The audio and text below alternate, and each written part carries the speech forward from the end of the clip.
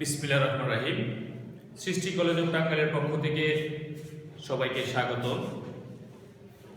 সুপ্রিয় শিক্ষার্থীরা, কেমন আছো সবাই? আশা করি ভালো আছো।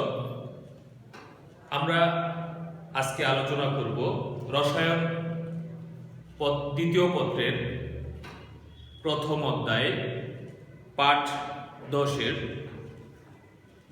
গ্যাসের গতিতত্ত্ব। সুপ্রিয় শিক্ষার্থীরা, তোমরা এর মধ্যে অনেকগুলো গ্যাস সূত্র পড়েছো। তো এই যে আমাদের এই যে পরিবেশের একটা সাধারণ উপাদান, একটি অতি পরিচিত উপাদান হচ্ছে গ্যাস। আর এই গ্যাসের বৈশিষ্ট্য সম্পর্কে আলোচনা করার জন্য বিভিন্ন বিজ্ঞানী বিভিন্ন সময় অক্লান্ত পরিশ্রম করে গেছেন।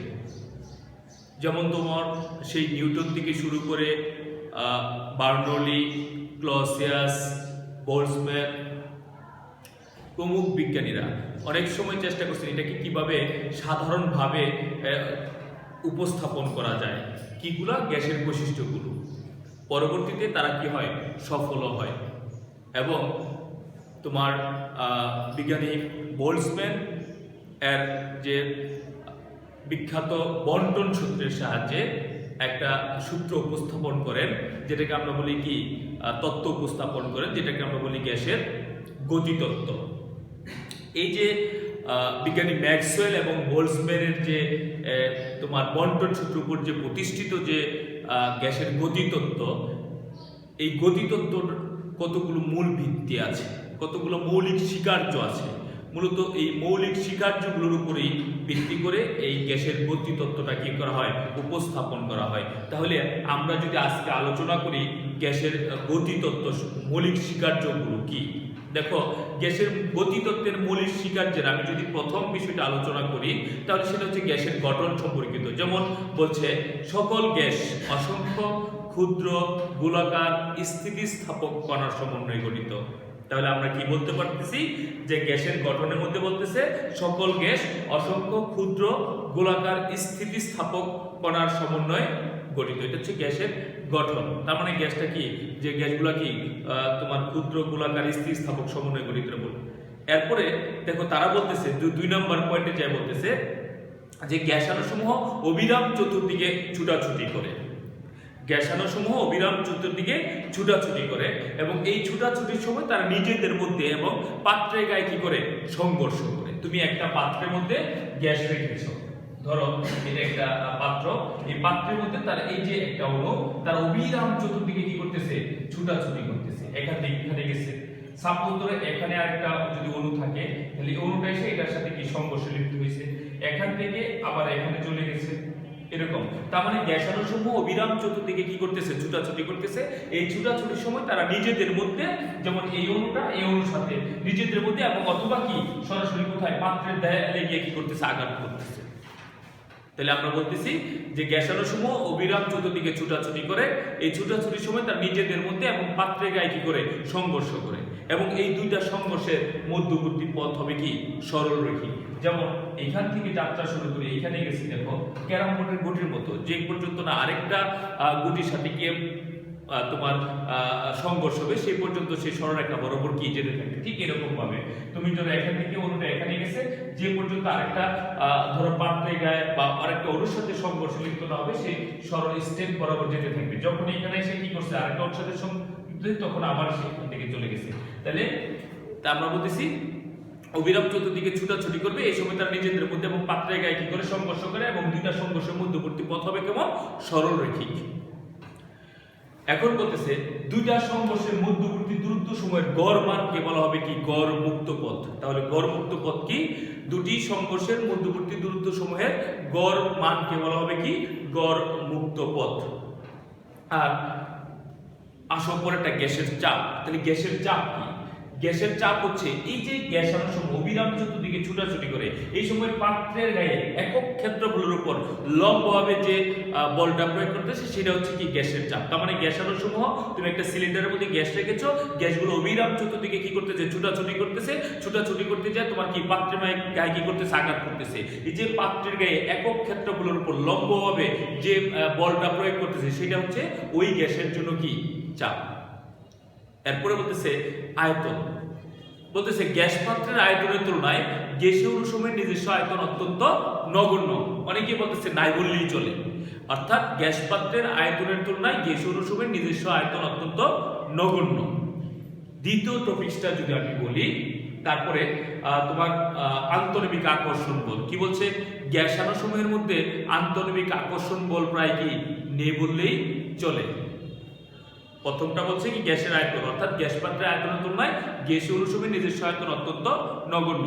দ্বিতীয়, এরপরে আবার কি বলতেছে, গ্যাসাণুসমূহের মধ্যে কোনো আন্তঃনবিক আকর্ষণ বল নেই বা থাকলেও সেটা অত্যন্ত কি যৎসামান্য। এরপরে বলতেছে যে গতিশীলতা, যে গ্যাসের চাপ পরম তাপমাত্রার কি সমানুপাতিক। কি বলতেছে যে গ্যাসাণুসমূহ যে অবিরাম চতুর্দিকে ছুটাছুটি করে আর এই সময় তার নিজেদের মধ্যে বা পাত্রে গায়ে কি করে সংঘর্ষ করে। এই যে গতিশীলতা, গ্যাসাণুসমূহ কি বগে ছুটাছুটি করতেছে সেটা তার কি পরম তাপমাত্রার সমানুপাতিক। তাহলে আমি বলতেছি তোমাকে গ্যাসের গঠন সম্পর্কে, যেটাকে বলছিল গোলাকার ক্ষুদ্র। তারপরে বলছে গ্যাসাণুসমূহ অবিরাম চতুর্দিকে ছুটাছুটি করে, এই সময় তারা নিজেদের মধ্যে এবং পাত্রে গায়ে কি করে সংঘর্ষ করে, আর এই দুটা সংঘর্ষের মধ্যবর্তী পথ হবে কেমন সরলরৈখিক। তারপরে বলতেছে যে পরপর দুইটা সংঘর্ষের মধ্যবর্তী দূরত্ব সময়ের গড় মানকে বলা হয় গড়মুক্ত পথ। তারপর বলতেছে গ্যাসের চাপ, গ্যাসের চাপ বলতে কাকে বোঝাচ্ছে, গ্যাসের চাপ বলতে যে গ্যাসাণুসমূহ অবিরাম যখন ছুটাছুটি করতেছে এই সময় তারা পাত্রের গায়ে একক ক্ষেত্রফলের উপর যে লম্বভাবে বল প্রয়োগ করতেছে সেটা হচ্ছে ওই গ্যাসের জন্য চাপ। তারপর বলতেছে যে গ্যাস পাত্রের আয়তনের তুলনায়, অর্থাৎ তুমি যে পাত্রের মধ্যে গ্যাসটা রাখবে ওই গ্যাস পাত্রের আয়তনের তুলনায় গ্যাসীয় অনুসমূহের নিজস্ব আয়তন অত্যন্ত কি নগণ্য। আরেকটা বলতেছে কি আকর্ষণ বা বিকর্ষণ বল, অর্থাৎ গ্যাসাণুসমূহের মধ্যে কোনো আকর্ষণ বা বিকর্ষণ বল নেই বললেই কি চলে। এই জন্যই গ্যাসাণুসমূহ অবিরাম চতুর্দিকে কি করে ছুটাছুটি করে, এরকম একটা প্রস্তাব করেছে। আরেকটা বলছে কি গতিশক্তি, গ্যাসাণুসমূহের গতিশক্তি তার পরম তাপমাত্রা সমানুপাতিক। সুপ্রিয় শিক্ষার্থীরা, এই যে ছিল গ্যাসের আমার কি গতিতত্ত্বের কি মৌলিক স্বীকার্য, আর এই মৌলিক স্বীকার্যের উপর ভিত্তি করে এখানে একটা কি সূত্র তারা যে উপস্থাপন করছে, তাহলে গ্যাসের গতিতত্ত্বের স্বীকার্য থেকে আমরা পাচ্ছি যে PV = 1/3 mc²। এটা হচ্ছে গ্যাসের যে আমার কি গতিতত্ত্বের স্বীকার্যের থেকে আমরা পাইছি, যে মৌলিক যে স্বীকার্যগুলো দিয়েছে তার উপর ভিত্তি করে এই সূত্রটা কি করা হয়েছে প্রতিপাদন করা হয়েছে। তাহলে এখান থেকে আমরা তো জানি P হলো কি, P সমান সমান হচ্ছে গ্যাসের চাপ, B হচ্ছে গ্যাস পাত্রের আয়তন। আচ্ছা, M হচ্ছে একটি অণুর ভর, একটি অণুর ভর। আচ্ছা, N কি, N হচ্ছে কি অণুর সংখ্যা, অণুর সংখ্যা, অথবা তুমি বলতে পারো কি অ্যাভোগাড্রোর সংখ্যা বলতে পারো, কি অণুর সংখ্যা, অণুর সংখ্যা বা অ্যাভোগাড্রোর সংখ্যা। C হচ্ছে বর্গমূল গড় বর্গবেগ, রুট মিনস স্কয়ার, বর্গমূল গড় বর্গবেগ। তাহলে এখান থেকে PV = 1/3 mc²। এটা ছিল আমার কি গ্যাসের গতিতত্ত্বের যে মৌলিক স্বীকার্য, সেখান থেকে প্রতিপাদন করা কি গ্যাসের গতিতত্ত্ব। তাহলে গ্যাসের গতিতত্ত্বের এই থেকে আমরা পাইছি PV = 1/3 mc²। তাহলে এখানে একটা নতুন শব্দ পেয়ে গেছি, সেটা হচ্ছে কি বর্গমূল গড় বর্গবেগ।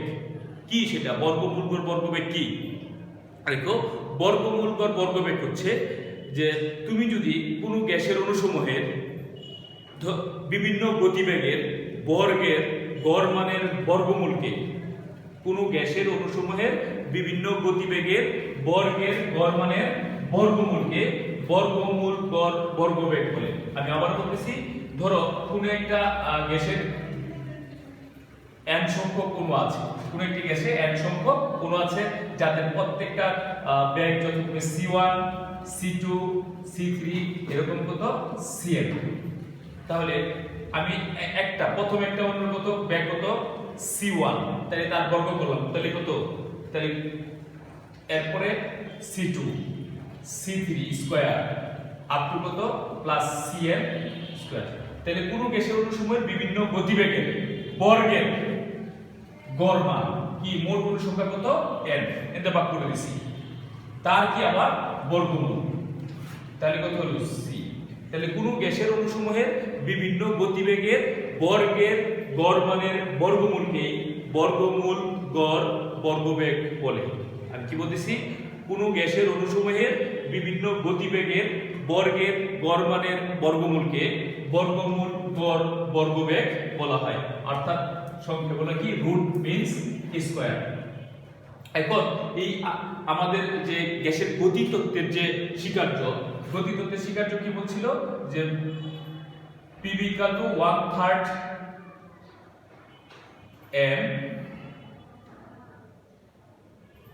mc square. এই যে সমীকরণটা, এটা থেকে আমরা কি করতে পারি, বর্গমূল গড় বর্গবেগ নির্ণয় করতে পারি। কিভাবে দেখো, এখান থেকে আমরা যদি এখান থেকে লিখি যে Pv equal to 1/3 mc square, কিভাবে লেখা যায়? m হচ্ছে একটি অণুর ভর আর n হচ্ছে অণুর সংখ্যা, দুইটাকে, অর্থাৎ অণুর সংখ্যাটাকে একক অণুর সংখ্যা দ্বারা আমরা যদি কি গুণ করে দেই, তাহলে এখানে পাওয়া যায় কি আণবিক ভর। অণুর সংখ্যাটাকে একটা অণুর ভরকে অণুর সংখ্যা দিয়ে যদি গুণ করি, অর্থাৎ অণুর সংখ্যাটাকে একক অণুর সংখ্যা দ্বারা যদি গুণ করে দেই, তাহলে কি পাওয়া যাবে m। m সমান সমান কি এখানে আণবিক ভর, কোন একটি গ্যাসের আণবিক ভর, তাহলে mc স্কয়ার। বা এখান থেকে আমরা লিখতে পারি যে mc square equal to 3pv, বা এখান থেকে আমরা যদি লিখি c square equal to 3pv by কত m। এখন দেখো, আদর্শ গ্যাস সমীকরণ থেকে আমরা জানি, আদর্শ গ্যাস সমীকরণ হতে জানি PV ইকুয়াল টু কত nRT। কখন? n মোল গ্যাসের ক্ষেত্রে সেটা কত হবে, তাহলে 1 মোল গ্যাসের ক্ষেত্রে সেটা কত, 1 মোল গ্যাসের জন্য 1 মোল গ্যাসের জন্য সেটা হবে কত, PV ইকুয়াল টু RT। তাহলে PV এর পরিবর্তে যদি আমি এখানে RT বসাই, তাহলে হবে কত 3RT বাই কত m। তাহলে সুতরাং আমি এখান থেকে লিখতে পারি C ইকুয়াল টু C সমান সমান √3RT বাই m। m কে আমরা এখানে বলতেছি মোলার ভর, m টা হচ্ছে কি মোলার ভর। তাহলে এই সূত্রের সাহায্যে আমরা কোন একটি গ্যাসের কি নির্ণয় করতে পারবো, বর্গমূল গড় বর্গবেগ নির্ণয় করতে পারবো। কি করব, আবার বলতেছি, এটার সাহায্যে আমরা কি করতে পারবো, বর্গমূল গড় বর্গবেগ রুট মিন্স স্কয়ার নির্ণয় করতে পারবো। যদি তার শুধু লাগবে শুধু ওই গ্যাসটির আণবিক ভর লাগবে, আণবিক ভর নির্ণয় করা থাকলে আমরা এখান থেকে নির্ণয় করতে পারবো। তোমরা দেখো, আমি যদি এই লাইনটাকে এখানে মুছে দেই, এখান থেকে আরেকটু দেখো যে আমি এখানে সরাসরি কি লিখতে পারতাম, c equal to √3pv by কত m। তাহলে এখান থেকে আমি আবার লিখতে পারি 3pv, অর্থাৎ b দিয়ে যদি লব এবং হরকে আলাদাভাবে ভাগ করে দেই, তাহলে এখানে হবে কত m বাই v লেখা যাবে। আর আমরা জানি d সমান সমান হচ্ছে m বাই v, অর্থাৎ ভরটাকে ঘনত্ব সমান সমান হচ্ছে কি ভর বাই আয়তন। আমরা কি বলতেছি, ঘনত্ব সমান সমান কি ভর বাই আয়তন। তাহলে এটার পরিবর্তে আমরা কি লিখতে পারি, √3pv বাই কত 3p বাই কত d। অর্থাৎ এই সূত্রের সাহায্যে আমরা কি করতে পারবো, বর্গমূল গড় বর্গবেগ নির্ণয় করতে পারবো। অর্থাৎ যদি আমাকে ঘনত্ব দেওয়া থাকে, তাহলে এই সূত্রের সাহায্যে বর্গমূল গড় বর্গবেগ নির্ণয় করব।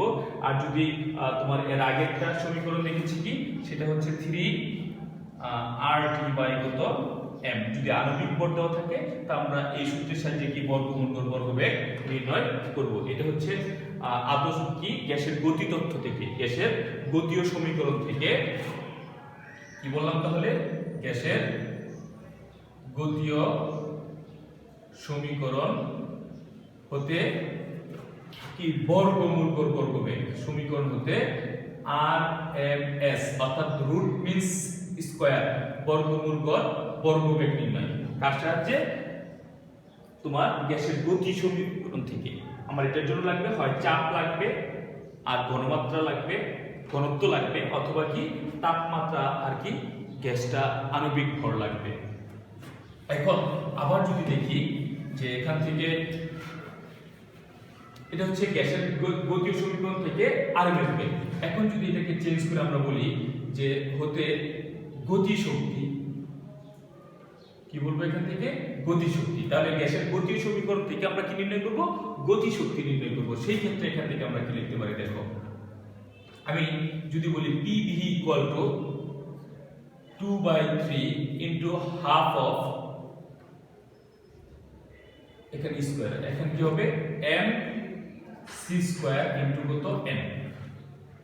আচ্ছা সুপ্রিয় শিক্ষার্থীরা, আমরা জানি গতি শক্তি তোমরা পড়ছো KE kinetic energy, kinetic energy KE গতি শক্তি, ফিজিক্সে বলছে EK, তাহলে আমরা এখানে KE একই কথা হবে। এখান থেকে আমরা লিখতে পারি যে গতি শক্তি সমান হাফ m কত b স্কয়ার। এখানে c তো কি এখানে ব্যাক, তাহলে এখান থেকে আমরা এটাকে পরিবর্তে লিখতে পারি কত হাফ m c স্কয়ার। তার মানে এটা হচ্ছে কি একটা গতি শক্তি, এটা একটা অণুর গতি শক্তি। তাহলে এখানে n সংখ্যক অণু আছে, তাহলে মোট গতি শক্তি কত হবে, তাহলে আমি এখান থেকে লিখতে পারি PV ইকুয়াল টু কত 2/3 ইনটু কি মোট গতি শক্তি, অর্থাৎ এটার পরিবর্তে আমরা কি লিখব KE, কাইনেটিক এনার্জি। তাহলে এটা হচ্ছে কি একটি অণুর গতি শক্তি আর n সংখ্যক অণু আছে, এর জন্য বের হইছে আমার কি মোট গতি শক্তি। তাহলে যদি মোট গতি শক্তি এরকম হয়, এটা কি KE দ্বারা প্রকাশ করি, তাহলে KE ইকুয়াল টু আমরা লিখতে পারবো 3PV/2। আবারও বলতেছি, আদর্শ গ্যাস সমীকরণ থেকে আমরা জানি PV ইকুয়াল টু কত nRT। তাহলে এখান থেকে PV এর পরিবর্তে যদি বসাই, তাহলে 3nRT বাই, অর্থাৎ 3 এটা হচ্ছে কি আমার গতি শক্তি কার n মোল গ্যাসের ক্ষেত্রে, কার ক্ষেত্রে n মোল গ্যাসের ক্ষেত্রে, যদি n মোল গ্যাসের জন্য, n মোল গ্যাসের জন্য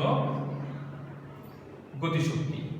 এখন যদি 1 মোল গ্যাসের জন্য হয়, তাহলে 1 মোল গ্যাসের জন্য গতি শক্তিটা হবে KE ইকুয়াল টু তাহলে 3/2 RT, কারণ n এর মান কত আসবে এখানে 1।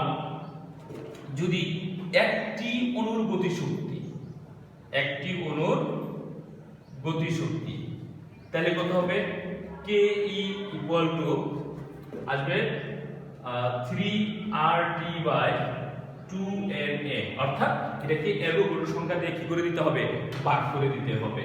তাহলে আমরা এখান থেকে পাইলাম n মোল অণুর গতি শক্তি, তাহলে কি লেখা যাবে 3/2 nRT। যদি 1 মোল গ্যাসের ক্ষেত্রে হয় n এর পরিবর্তে 1, k ইকুয়াল টু কত 3/2 RT। একটি অণুর গতি শক্তি আসবে কত, k ইকুয়াল টু কত 3RT/2NA। তাহলে এই ছিল আমার গ্যাসের গতীয় সমীকরণ থেকে কোন একটা গ্যাসীয় অণুর বা 1 মোল অণুর বা একটি অণুর গতি শক্তি নির্ণয়ের সূত্র।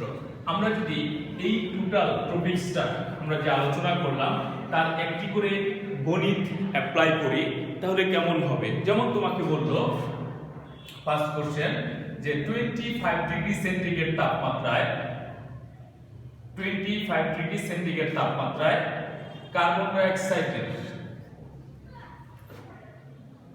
এর গতি শক্তি অবলিক অথবা কি করো RMS বেগ নির্ণয় করো। আমাকে গতি শক্তি চাইতে পারে, এখানে কি RMS বেগও কি চাইতে পারে। তাহলে এখানে আমরা কি গতি শক্তি নির্ণয় করব না RMS বেগ নির্ণয় করব। তাহলে আমি যেটা বলতেছিলাম যে এখানে আমি যদি প্রথমে গতি শক্তির কথা বলি, কার্বন ডাই অক্সাইডের গতি শক্তি, তাহলে গতি শক্তি এখান থেকে আমরা জানি KE ইকুয়াল টু 3/2 RT। দেখো এখানে বলা নাই তোমার একটি অণুর গতি শক্তি বা 1 মোল অণুর গতি শক্তি, তোমাকে এরকম বলা নাই। যদি এখানে বলে দিতাম যে 2 ডিগ্রি সেন্টিগ্রেড তাপমাত্রায় একটি কার্বন ডাই অক্সাইড অণুর গতি শক্তি নির্ণয় করো, তাহলে একটা অণুর কথা, তাইলে আমার সূত্রটা হবে কত, তাহলে সূত্রটা হয়ে যাবে যে এখানে 3RT/2NA।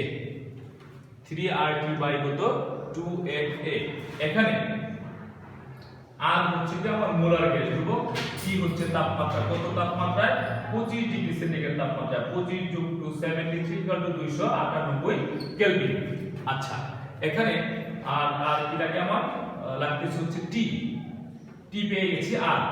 আর এখানে হচ্ছে আর এর হচ্ছে 8.314 জুল পার মোল পার কি কেলভিন, পার মোল পার কেলভিন। Na হচ্ছে আমার এখানে অ্যাভোগাড্রোর সংখ্যা কত 6.023 × 10⁻23 টি। তাহলে এই মানগুলো যদি এখানে বসিয়ে দেই 3 × 8.314 তাপমাত্রা 298, 2 × 6.023 × 10⁻23। এই যে এটা কোন এককে বসাইছে আর এর মানটা আমি বসে কি SI এককে, ফলে এখানে যে মানটা আসবে সেটা কি আমার কি SI এককে আসবে। তাহলে প্রতি শক্তির একক কি জুল, তাহলে এখানে আসবে কি জুল। হ্যাঁ তোমার যদি তুমি সিজিএস এককে বসাইতে তাহলে সেটা হচ্ছে কি আর্ক। তাহলে আমি এখানে কোন মান কিসে বসাইছি, এই আর এর মানটা বসাইছি কি SI এককে, তাহলে এখানে মানটা কি আসবে SI এককে আসবে। তাহলে মানটা হবে 6.17 × 10⁻21 জুল। আচ্ছা এইগুলো আমার কি একটি কার্বন ডাই অক্সাইড অণুর কি গতিশক্তি। আমি আবারও বলতেছি, তাহলে একটি অণুর যেহেতু বলছে তাহলে K = 3RT বাই কত 2Na। এক মোল গ্যাসের ক্ষেত্রে যেটা বের হবে সেটাকে তার কি অ্যাভোগাড্রোর সংখ্যা দিয়ে ভাগ করলে আমার টোটাল কি সংখ্যাটা কি পেয়ে যাব। আচ্ছা এটা গেল আমার গতিশক্তি। এখন সাথে আরেকটা বলছে অথবা কি করো আরএমএস বেগ নির্ণয় করো। তাহলে আরএমএস বেগটা কি হবে দেখি, দেখো আরএমএস বেগ বা কি বর্গমূল গড় বর্গবেগ সমান আমরা জানি।